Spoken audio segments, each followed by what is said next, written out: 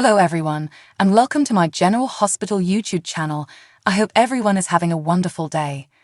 Before we begin, please hit the subscribe button and give this video a thumbs up. Mommy Dearest will handle it from here. The General Hospital recap for Monday, January 22, 2024, has Esme arriving at the prison to beg for assistance. Heather was pleased to help. This episode also featured Chase and Brooke Lynn requesting a loving favor from Gregory. Spencer justified his poor decision-making skills. Scott played both sides, whilst Martin walked away from Lucy. Carly finally got justice, but it went a little too far for her liking. Now let's delve a little deeper into the details. Mom to the rescue. Esme arrived at the prison to see Heather. She told her about Ace's kidnapping, her trip to meet Cyrus, and Spencer's, Nicholas Alexander Chavez, threat to imprison her. Heather was stunned by it all. She gave Esme the best advice she could. Run. Sure, she will miss her baby, but staying was not worth the risk. Of course, Esme wasn't going to do that. She refused to leave her son behind. They had to find him and exact revenge on everyone who had harmed her. Payback? Revenge. That sounded great to Heather. She swore to do everything she could from her jail. Prison bars never stopped her. She did, however, advise Esme to proceed with caution. Yeah, Esme was not going to do that either. She was fully committed, especially now that she knew Heather was on board. Meanwhile, at the hospital, Spencer received an earful from Laura while they waited for the detectives. When Dante arrived, Laura forced Spencer to confess. He acknowledged to handing Ace over to his father, but he had valid reasons. Nick, Adam Huss, was a better choice than Esme.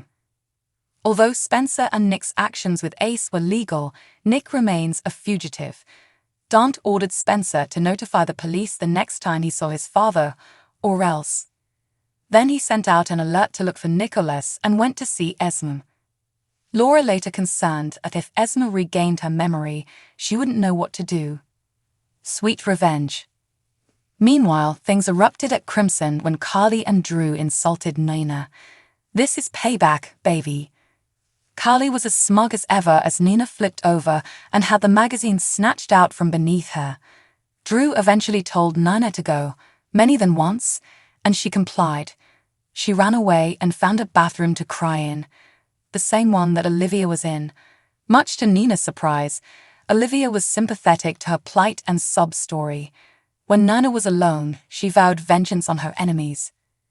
Back at the office, Carly was ecstatic to have defeated Nina, but she wasn't sure she wanted to be the editor-in-chief. She informed Drew that she would keep the seat warm until he hired someone else. Drew, however, did not desire that. He wanted Carly. She reluctantly agreed to work 2 full-time jobs, there and at Bobby's, to please her partner. Speaking of scheming spouses, Scott warned Tracy about Lucy's plan to destroy her. Tracy attempted to laugh it off, but realized Scott was serious. She wasn't too concerned, however. What damage could Lucy possibly cause? At the same time, Martin, Michael E. Knight, returned, overjoyed to finally meet his lady love. Well, until he realized she wasn't as excited to spend time with him. After much thinking, he chose to cut ties. Lucy chased him down, unable to let this love story end. Speaking of love stories, Chase and Brooke Lynn invited Gregory out for lunch to talk about wedding arrangements. They wanted him to not only attend the wedding, but also serve as the officiant. Gregory felt honored by the thought. He wasn't sure if he could do it, however. Gregory revealed that ALS was beginning to damage his speech, and he did not want to jeopardize their vows. Chase and BLQ saw his point, but they couldn't fathom anybody else marrying them. After much negotiation, Gregory decided to stand at the altar with them, as long as there was a backup officiant. Where have those men taken Jordan Ashford? General Hospital spoilers for January 23, 2024 reveal that many characters are stressed over a missing buddy, test results, and an imminent trial. Do not miss this episode. Jordan Ashford has been working double shifts recently. First, there's her position as Laura's deputy mayor. But there's something else she's been working on. uncovering the identity of the guy who shot Curtis. She must be onto something since two men quickly flanked her on the docks before disappearing with her. Here's the thing, she was meant to meet Anna at Charlie's pub. Jordan would not just leave without telling her. Unsurprisingly, Anna is concerned about her pal. Will the former spy be able to hunt her down? And if when she does, will Jordan be fine? Who were the men? Tracy Quartermain must be having fun keeping Scott in the dark about the fact that she knows he and Lucy are trying to set her up. She decided to continue playing along with his friendly act for now.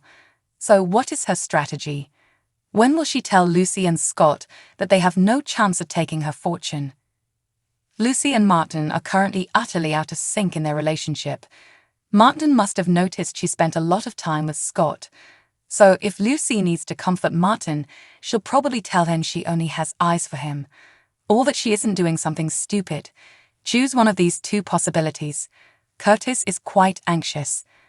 The time has arrived to find out whether his operation was successful. What if he still cannot feel his legs?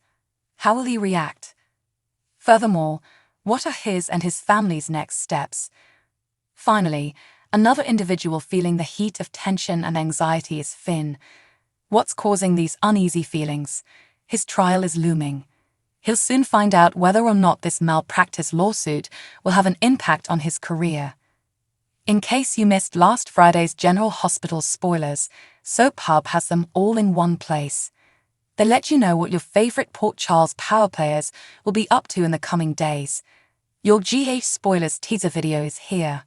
Find out what the Port Charles power players are planning this week. The action begins with Dante confronting Spencer about what happened to his baby brother. "I let my father take Ace," he admits. That puts Dante in an unpleasant position as he tells the younger man, "Perhaps I should arrest you instead."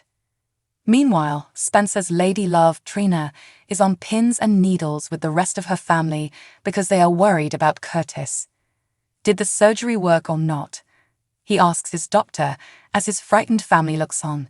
It is time to find out, so the doctor removes the covers off his foot and prepares to examine it. Lena finally realizes Drew's power maneuver against her, replacing her at Crimson with Carly, Laura Wright. She promises herself, if Carly and Drew want a war, they've got one. Watch the preview video for yourself below. Dante questions Spencer about what happened with his younger brother at the start of the action. He acknowledges, "I let my father take Ace."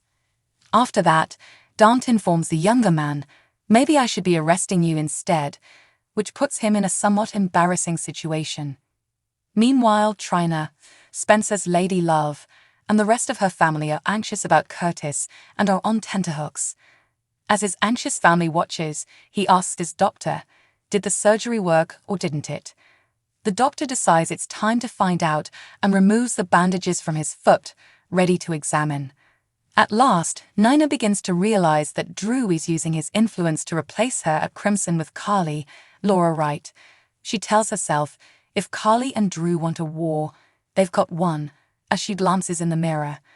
Watch the sneak peek video down below. Thanks for watching. If you like this video, so please don't forget to subscribe my channel and don't miss any update.